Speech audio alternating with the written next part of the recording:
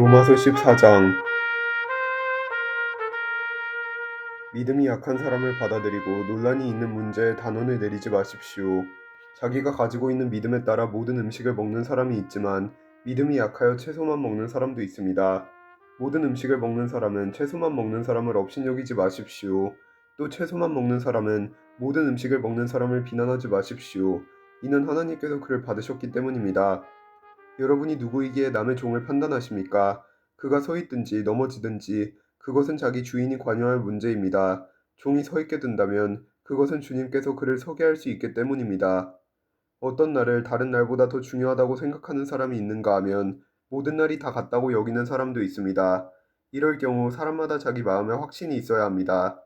어떤 날을 더 중요하게 여기는 사람도 주님을 위해 그런 생각을 하는 것이고 어떤 음식이나 다 먹는 사람도 주님을 위해 먹는 것입니다. 그는 음식을 먹을 때 하나님께 감사한 마음을 갖습니다. 음식을 가려 먹는 사람도 주님을 위해 그리하며 그 사람도 하나님께 감사한 마음을 가집니다. 우리 중에 자기 자신만을 위해 사는 사람은 한 명도 없으며 자기 자신만을 위해 죽는 사람도 없습니다. 우리가 산다면 그것은 주님을 위해 사는 것이고 죽는다면 주님을 위해 죽는 것입니다.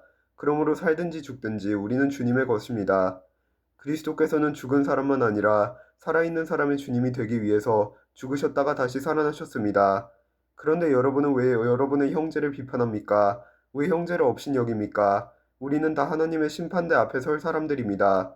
성경에도 이렇게 기록되어 있습니다. 주님께서 말씀하시기를 내가 살아있나니 모든 무릎이 내 앞에 꿇을 것이요 모든 혀가 하나님께 자백할 것이다. 그러므로 우리는 각자 자신이 한 일에 대해 하나님께 사실대로 말씀드리게 될 것입니다. 그런즉 다른 사람에 대해 심판하지 맙시다. 우리가 더욱 힘쓸 것은 형제의 길에 그를 넘어지게 하는 것이나 장애물을 넣지 않겠다고 결심하는 일입니다. 내가 주 예수님 안에 있는 사람으로서 확신하기로는 그 자체로 부정한 음식은 하나도 없습니다. 어떤 음식이 부정하다고 믿는 사람이 있다면 그 사람에게는 그 음식이 부정한 것입니다. 음식 문제로 여러분의 형제가 상처를 받았다면 여러분은 사랑으로 행동한 것이 아닙니다.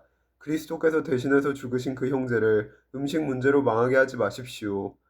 그러므로 여러분이 옳다고 생각해서 하는 것이 오히려 비난의 대상이 되지 않게 하십시오.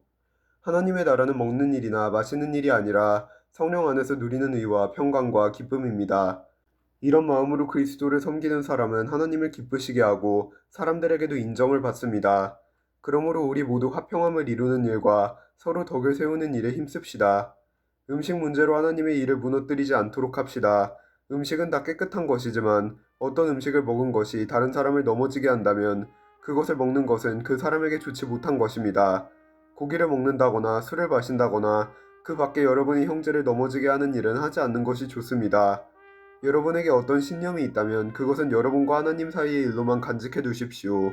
스스로 옳다고 믿는 일을 할 때 자신을 정죄하지 않는 사람은 복 있는 사람입니다. 그러나 의심을 하면서 먹는 사람은 정죄를 받은 것입니다. 그것은 믿음에서 나온 것이 아니기 때문입니다.